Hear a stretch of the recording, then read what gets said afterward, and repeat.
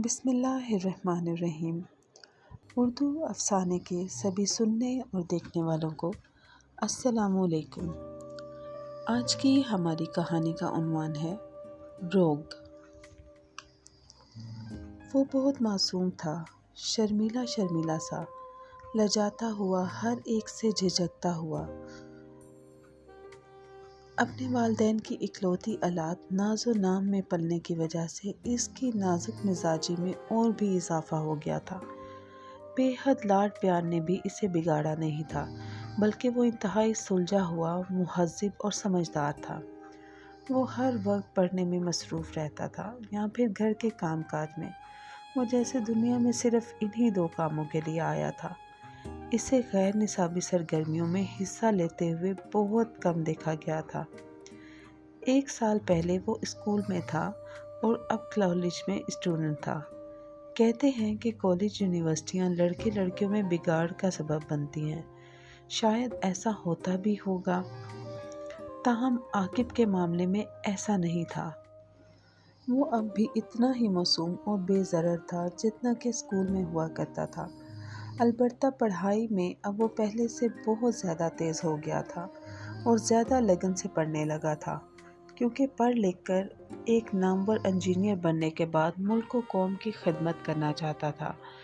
اس کی زندگی بڑی اچھی اور نارمل انداز میں گزر رہی تھی کہ ان کے گھر کے ساتھ والے مکان میں، جو ایک عرصے سے خالی پڑا تھا اور اس میں کوئی بھی کرایہ دار مالک کی بدزبانی کی وجہ سے نہیں ٹکتا تھا، میں نئے کرایہ دار آ گئے۔ وہ خود تو میاں بیوی بہت اچھے، ملنسار اور پرخلوص لوگ تھے، لیکن ان کی بیٹی مقدس نہ جانے کس مٹی سے بنی تھی۔ وہ بہت شوخ، چنچل، تیز ترار، منہ پھٹ، بد اعتماد اور کسی حد تک بلکہ بہت حد تک خود غرض تھی۔ لڑکوں کو اپنے حسن کے جال میں پھنسانا اور انہیں بیوقوف بنانا اس کا پسندیدہ مشغلہ تھا، اور وہ اپنی ان واہیات حرکتوں کو جسٹ فن کہہ کر بریالذمہ ہو جایا کرتی تھی۔ پھر ایک دن اس کی نظر ثاقب پر پڑی۔ وہ اس وقت کالج یونیفارم دھونے کے بعد اسے سکھانے کی غرض سے چھت پر پھیلانے آئی تھی۔ ساتھ والی چھت پر عاقب بھی دسمبر کی دھوپ کا مزہ لیتے ہوئے پڑھائی میں مگن تھا۔ مقدس کے دل میں عاقب کی معصوم اور بھولی بھالی صورت کھپ سی گئی۔ اس کی آنکھوں میں ایک عجیب سی چمک پیدا ہوئی۔ وہ کچھ دیر بغیر پلکیں جھپکائے اس خوش شکل لڑکے کو دیکھتی رہی اور پھر اپنے ذہن میں ایک منصوبہ ترتیب دینے کے بعد چھت سے اتر آئی۔ وہ اس دن کالج سے لیٹ ہو رہا تھا۔ جب گھر کے نزدیک پہنچا تو اسے اپنے قریب خوبصورت سی نسوانی آواز سنائی دی۔ اس نے ادھر ادھر دیکھا تو اسے اپنے گھر کے سامنے والے گھر کے دروازے پر ایک نقاب پوش لڑکی نظر آئی، جس نے دروازے کا ایک کوڑا تھوڑا سا کھول کر اس میں سے ہلکی سی جھری پیدا کر کے اب اس میں سے جھانک رہی تھی۔ سیاہ چادر سے بنائے گئے نقاب سے جھانکتی وہ ہلکی بھوری آنکھیں غضب ڈھا رہی تھیں، مگر وہ تو عاقب تھا۔ اسے کیا پتا تھا کہ صنف نازک کیسی اپنی آنکھوں کو ہتھیار بنا کر مقابل کو گھائل کرنے کا کام لیتی ہیں۔ وہ لڑکیوں کے معاملے میں بالکل کورا تھا۔ 16 سال کا ہونے کے باوجود وہ بہت سی ایسی باتوں سے بے خبر تھا جو اس عمر کے بچے عموماً جان جاتے ہیں۔ لڑکی نامی مخلوق سے اس کا کبھی واسطہ نہیں پڑا تھا، سو اس نے ہونک بھنے ادھر ادھر دیکھا کہ شاید حسن کی یہ دیوی کسی اور سے مخاطب ہو۔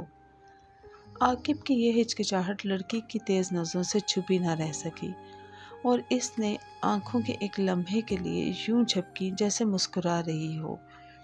ادھر ادھر نہ دیکھیں، میں آپ ہی کو آواز دی ہے۔ نقاب نما سیاہ چادر کے عقب میں لڑکی کے ہونٹ مسکرائے تھے۔ عاقب جھجکتے ہوئے اس کے قریب آیا۔ لڑکی نے اپنی اداؤں کی مزید پھلجھڑیاں چھوڑی۔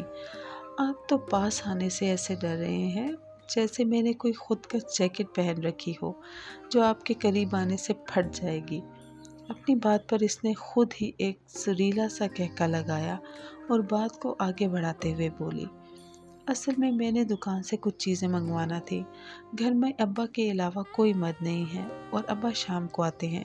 چیزیں ضروری تھیں، ورنہ شام کو ابا سے ہی منگوا لیتی۔ جی بتائیں کیا منگوانا ہے؟ عاقب اپنی بکلاہٹ پر کسی حد تک قابو پا چکا تھا، اس لیے اپنے اعتماد کو بحال کرتے ہوئے بولا، یہ میں نے ساری چیزیں اس کاغذ پر لکھ دی ہیں۔ اس دوران اس نے دانستہ طور پر چادر کا پلو چھوڑ دیا جس نے اس کے چاند چہرے کو اوٹ دے رکھی تھی۔ عاقب کا کمزور دل اس اچانک ہونے والے حملے کے لیے تیار نہیں تھا۔ اس کا لڑکی کے ہاتھ سے کاغذ پکڑتا ہوا ہاتھ کانپ گیا۔ غیر متوقع حسن بعض اوقات مد مقابل کو اپنی ہی لمحے میں چاروں شانے چت کر دیتا ہے۔ عاقب کے ساتھ بھی یہی ہوا۔ اس عہد کا یوسف زلیخا کے جلوے کی تاب نہیں لایا۔ اس کا دل 180 کلومیٹر فی گھنٹہ کی رفتار سے دھڑکنے لگا تھا۔ اس کے چہرے پر نمودار ہونے والے زلزلے کے تاثرات لڑکی سے چھپے نہیں رہ سکے۔ ایک بار پھر شاطرانہ مسکراہٹ نے اس کے ہونٹوں کا احاطہ کیا۔ وہ اس کی درگدوں حالت کا مزہ لیتے ہوئے شرارت سے بولی، دھیان سے جائیے گا، کہیں ایسا نہ ہو کہ راستے میں لوگوں سے ٹکراتے پھرے۔ اور وہ محض سر ہلا گیا۔ عاقب گھر لوٹا تو اس کی جسمانی حالت قابل رحم تھی۔ اس کا جسم ٹھنڈا پڑ گیا تھا اور سردی نے اسے کپ کپانے پر مجبور کر دیا تھا۔ اس کی امی پریشان ہو گئی تھی۔ انہوں نے ایک ساتھ اسے 3 لحاف اڑا دیے اور اسے سبز چائے بنا کر پلائی۔ کچھ دیر بعد عاقب کی طبیعت سنبھلی تو اس نے امی سے پوچھا، کیا بات ہے بیٹا، یہ اچانک تمہیں کیا ہو گیا تھا؟ پتہ نہیں امی، وہ خلا میں کسی غیر مرئی نکتے کو دیکھتے ہوئے ماں کی بات ٹال گیا۔ زندگی میں یہ پہلا موقع تھا کہ وہ اپنی ماں سے غلط بیانی کر رہا تھا، لیکن شاید وہ یہ نہیں جانتا تھا کہ یہ پہلا موقع ضرور تھا مگر آخری نہیں۔ پھر اس نے کسی خیال کے تحت ماں سے پوچھا، امی، یہ ہمارے ساتھ والے گھر میں نئے لوگ آئے ہیں؟ ہاں بیٹا، ہماری طرح ان کی بھی چھوٹی سی فیملی ہے، میاں بیوی اور ان کی ایک بہت پیاری سی بیٹی ہے۔ اچھے لوگ ہیں، آئے تھے ہمارے گھر صبح، تم اس وقت کالج میں تھے۔ اس کی امی نے ساری تفصیلات کھول کر اس کے سامنے رکھ دی اور وہ محض سر ہلا سکا۔ وقت کو اپنی رفتار سے گزرنا تھا اور وہ گزرتا رہا۔ عاقب جو ہر وقت کتابوں میں گھسا رہتا اب کتابوں سے دور بھاگنے لگا تھا، کیونکہ جیسے ہی وہ کتاب کھولتا سامنے اس مسکراتا ہوا کتابی چہرہ آ جاتا اور پھر ایک ایک لمحے اس کے لیے اذیت بن جاتا۔ وہ غیر ارادی طور پر اس لڑکی کی ایک جھلک کا منتظر رہنے لگا جو اس دن کے بعد یوں غائب ہوئی جیسے دنیا میں اس کا کوئی وجود ہی نہ تھا۔ مقدس کا پھینکا ہوا ایک ایک تیر نشانے پر لگ رہا تھا۔ وہ اس سے تڑپا رہی تھی، وہ تڑپ رہا تھا، لیکن مقدس نے یہ سوچا تھا کہ عاقب کو تڑپا کر وہ خود سکون میں رہے گی، تو یہ اس کی بہت بڑی غلط فہمی تھی، کیونکہ محبت وہ زہر ہے جو دینے والے کو پہلے متاثر کرتا ہے اور کھانے والے کو بعد میں۔ مقدس کے ساتھ بھی ایسا ہی ہوا۔ عاقب کے بغیر اس کا بھی ایک ایک لمحے جیسے پل صراط سے گزر رہا تھا۔ وہ چھوٹے بچوں کا سا لڑکا اسے کسی پل چین نہیں لینے دے رہا تھا۔ اس کے کالج کے آنے جانے کے وقت میں اسے چھپ کر دیکھا کرتی اور ٹھنڈی آہیں بھرا کرتی۔ دوسری طرف عاقب کا دھیان پڑھائی سے کم ہوتے ہوتے بالکل ختم ہو گیا۔ نتیجتاً وہ FSC کے پہلے سال بمشکل پاس ہوا۔ اس کے ابو، جنہوں نے اس کے مستقبل کے حوالے سے بہت سے خواب دیکھ رکھے تھے، بہت مایوس ہوئے۔ انہوں نے مری مری سی آواز میں عاقب سے کہا، عاقب بیٹا، جتنے نمبروں سے تم پاس ہوئے ہو اس سے تو بہتر تھا کہ تم فیل ہی ہو جاتے۔ کم از کم مجھے یہ دکھ تو نہ دیکھنا پڑتا کہ میرا اکلوتا ہونہار بیٹا 3rd ڈویژن سے پاس ہوا ہے۔ اور اس روز وہ اپنے کمرے میں بے تحاشا رویا تھا، بلک بلک کر رویا تھا اور جی بھر کر رویا تھا۔ ایسے لگتا تھا جیسے دل ہارنے کے ساتھ ساتھ وہ اپنا سب کچھ ہارنے لگا ہے، اپنا غرور، مان، اعتماد، خواب، بھرم، عزت، سب سے بڑھ کر اپنی زندگی کا مقصد جو کبھی اس کے لیے سب سے اہم ہوا کرتا تھا، اب اس کی حیثیت ثانوی ہو کر رہ گئی تھی۔ محبت ایسے ہی ترجیحات بدل دیا کرتی ہے، یہ دیمک کی طرح رگوں میں سرایت کرتی ہے اور لمحوں میں زندگی کا ہر مقصد، ہر خواہش، ہر تمنا اور ہر آرزو کو چاٹ جاتی ہے۔ ہاں، اب اس کے معمولات بدل گئے تھے۔ وہ جو ہر وقت کتابوں میں گھسا رہتا تھا اب سارا سارا دن گلیوں کی خاک چھانتا پھرتا۔ پہلے وہ جو سگریٹ نوشی ایسی عادتوں کے قریب بھی نہیں پھٹکتا تھا، اب سگریٹ تو اتر سے پینے لگا تھا، بغیر کسی خوف، جھجک، ڈر اور ہچکچاہٹ کے۔ محض چند دنوں میں ہی اس کی زندگی اس قدر بدل گئی تھی، اور اس تغیر کے پیچھے وہی جذبہ کار فرما تھا جو صدیوں سے بدلنے پر قادر ہے، جو زمانے بدلنے کی سخت رکھتا ہے۔ ہاں، عشق تغیر، بدلاؤ اور تبدیلی کا دوسرا نام ہے۔ وہ کالج سے لوٹ رہی تھی جبکہ وہ ہمیشہ کی طرح گلیوں میں آوارہ گردی کر رہا تھا۔ کالج میں اس کی حاضریاں نہ ہونے کے برابر رہ گئی تھیں، جس کی وجہ سے اب کوئی خاص پرواہ بھی نہیں تھی۔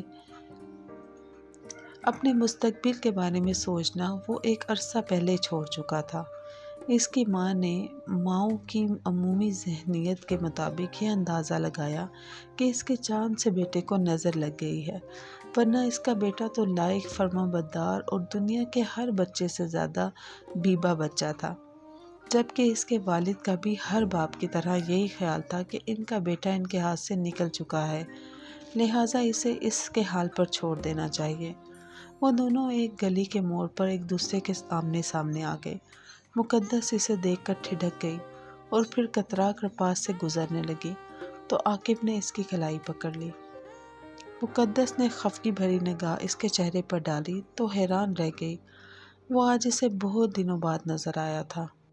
یہ وہ عاقب تو نہیں تھا جسے وہ جانتی تھی، یہ تو کسی اجڑے ہوئے مزار کا کوئی تھکا تھکا سا مجاور تھا۔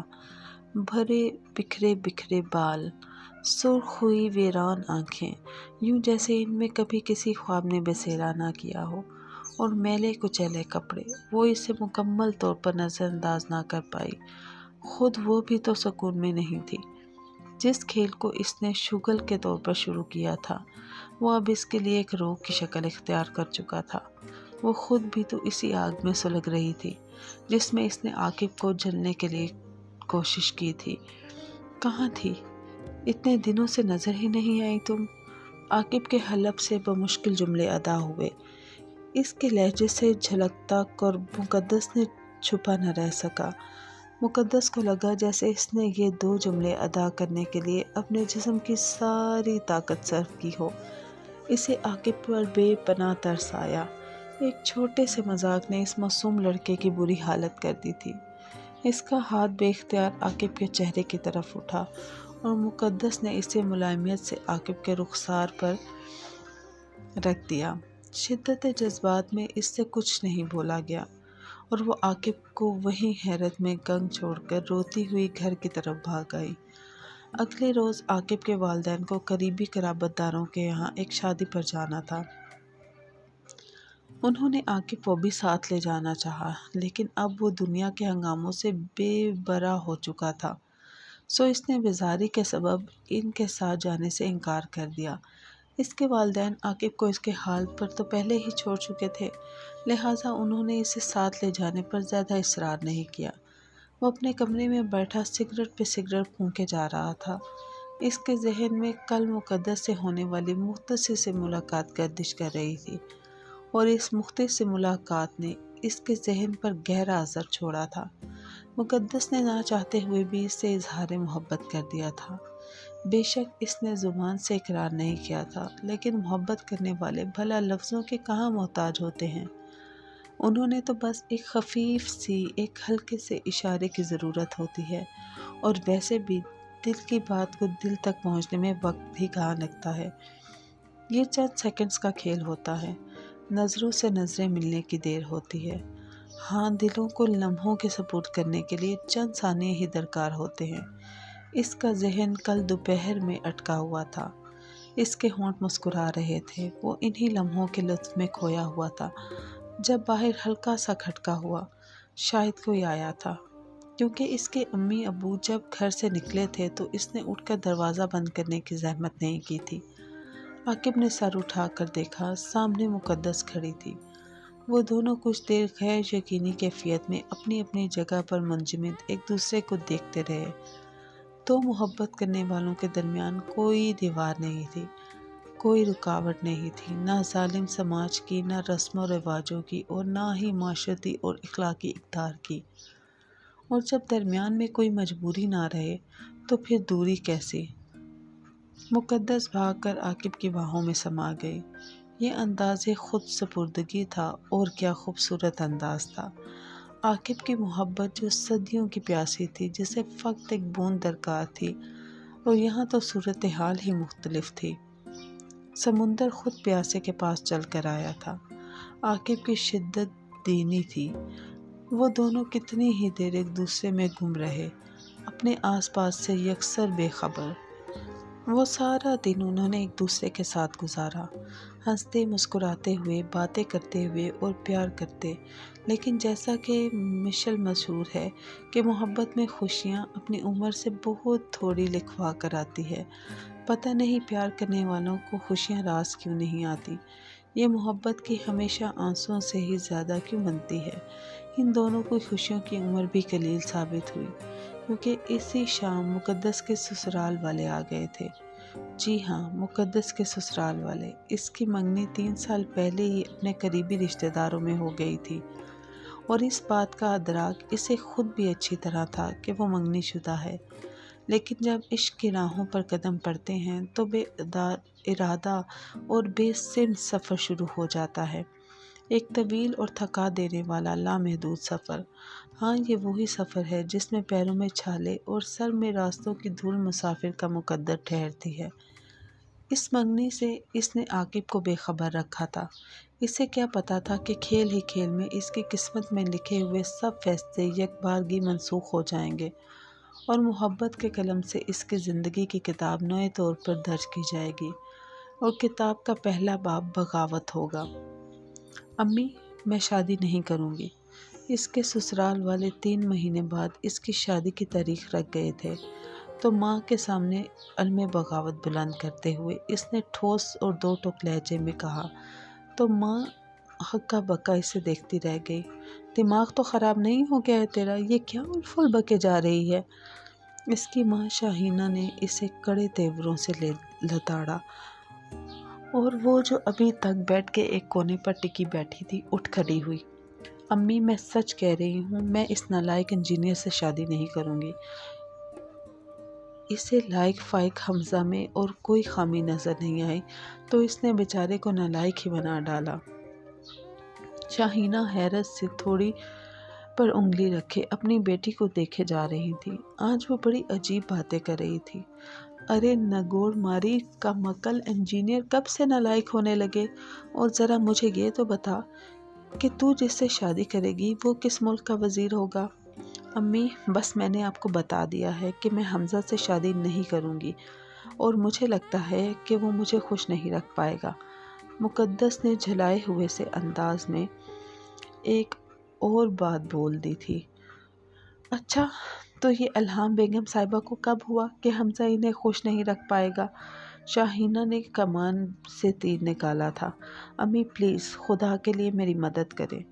मैं किसी और से प्यार करती हूँ, इसने डरते डरते कहा, और ये जुमला शाहीना पर बम बनकर गिरा। वो जो पहले ही हैरत के समुंदर में गोते खा रही थी, मज़ीद भौंचकी रह गई। किससे? शाहीना के मुंह से फ़क़्त यही 2 अल्फाज निकल पाए। मुक़द्दस ने चोर नज़रों से माँ को देखा, और आंखें झुकाते हुए आहिस्तगी से गोया हुई। आकिब से शादी करूँगी मैं। डरते डरते बिलाखिर आकिब का नाम इसकी ज़ुबान पर आ ही गया, और शाहीना को तो जैसे सांप ही सूंघ गया था। वो यूं सख्ता ज़दा हुई जैसे कोमा में चली गई हों। वो हैरत के दौरानिए से निकली तो शाहीना ने सवाल और जवाब का सिलसिला मौखर करते हुए रिवायती माँ बनने का फ़ैसला किया। ऐसी माँ जो सिर्फ़ अपनी मनवाना चाहती है। मुझसे तो ये सारी बकवास कर दी है। अपने अब्बा के सामने भूल कर भी ये बातें मुँह से ना निकालना, वरना इनके गुस्से का तो तुम्हें पता ही है। जीते जी ना सिर्फ तुम्हें बल्कि तुम्हारे साथ मुझे भी कब्र में उतार देंगे। और हाँ, एक और बात। वो जाते जाते पलटी। आकिब का ख्याल अपने दिलो दिमाग से निकाल दो, क्योंकि इस जन्म में तो तुम दोनों एक दूसरे से शादी नहीं कर सकते। اپنی بات کر کے شاہینہ رکی نہیں، مقدس سکتے کے عالم میں بیڈ کے کونے پر گرنے کے سے انداز میں بیٹھ گئی۔ عاقب مقدس سے بہت ناراض ہوا جب اسے مقدس کی منگنی کا پتہ چلا، اور وہ اس ناراضگی میں حق بجانب بھی تھا۔ اس رات جب وہ ٹھٹھرتی ہوئی رات میں آمنے سامنے آئے تو عاقب اس پر پھٹ پڑا۔ مقدس، تم نے مجھے اتنا بھی قابل اعتبار نہیں سمجھا کہ مجھے اپنی زندگی کے اتنے بڑے راز میں شریک کر سکو۔ میری وقت بس اتنی سی ہی ہے تمہاری زندگی میں کہ دل کا سامان کرنے کے لیے استعمال کیا اور کچرے کی طرح پھینک دیا۔ وہ دل گرفتگی سے کہہ رہا تھا، بے یقینی اس کی آنکھوں سے جھلک پڑی تھی۔ نہیں عاقب، ایسی بات نہیں ہے، پلیز مجھے سمجھنے کی کوشش کرو، مقدس نے یقین دلانے والے انداز میں کہا۔ کیا یقین کروں مقدس؟ بتاؤ مجھے، یہی کہ تم میری نہیں ہو، یا پھر یہ سمجھنے کی کوشش کروں کہ تم نے مجھ سے کبھی پیار کیا ہی نہیں تھا، تم محض کھیل رہی تھی میرے دل سے، میرے جذبات سے، میری محبت سے۔ اس نے مقدس کو کندھوں سے پکڑ کر جھنجھوڑ کر رکھ دیا۔ مقدس نے بے یقینی کے عالم میں اسے دیکھا۔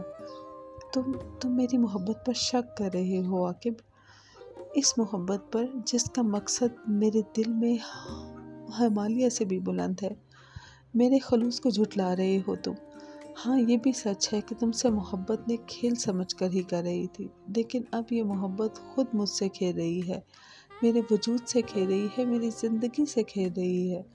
میں بس بے بس ہو گئی ہوں عاقب اس محبت کے ہاتھوں۔ آخری الفاظ کہتے ہوئے وہ روحانی سی ہو گئی، آنسو بے اختیار اس کی آنکھوں سے چھلک پڑے۔ وہ واقعی اس وقت بہت لاچار نظر آ رہی تھی۔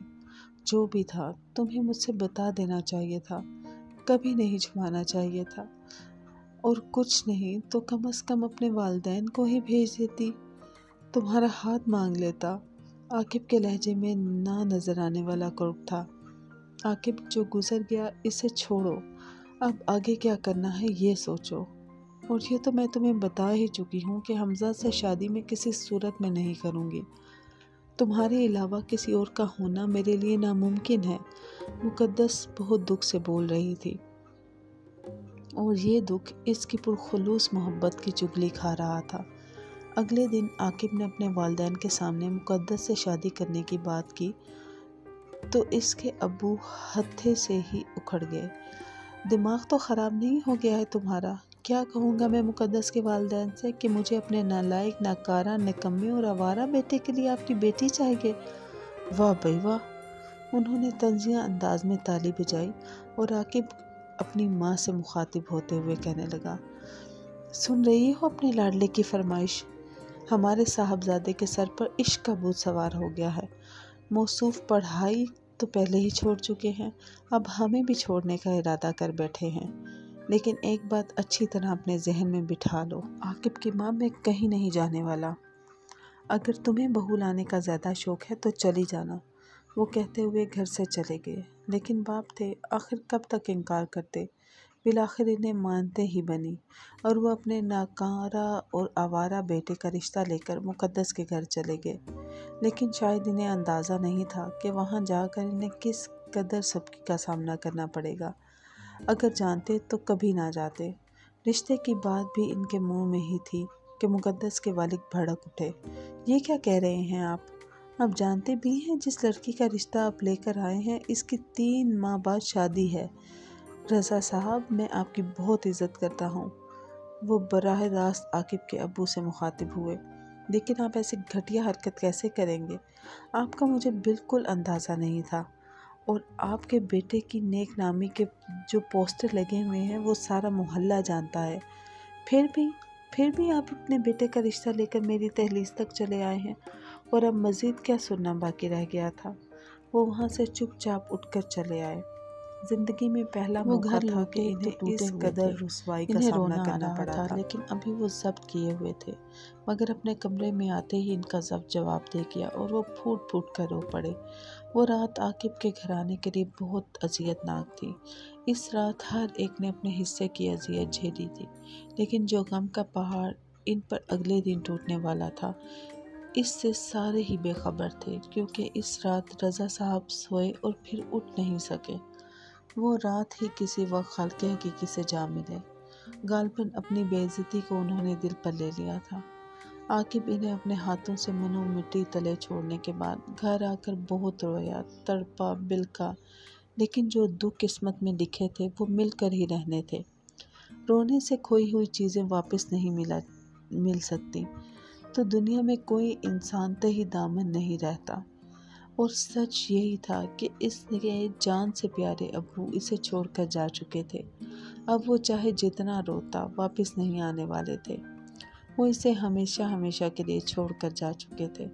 کچھ دن بعد جب وہ اپنے حواسوں میں لوٹا تو ایک اور جان کا خبر اس کی منتظر تھی۔ مقدس اور اس کے گھر والوں نے یہ محلہ چھوڑ دیا تھا۔ وہ بھی شاید دوسرے کئی ماں باپ کی طرح بیٹی کی بدنامی کے ڈر سے چلے گئے تھے، لیکن اب اس خبر سے عاقب کو کوئی فرق نہیں پڑتا تھا۔ جس بیٹے نے اپنے باپ کو اپنے ہاتھوں سے دفنایا ہو، اس کے چھوٹے موٹے دکھ ثانوی حیثیت اختیار کر جاتے ہیں۔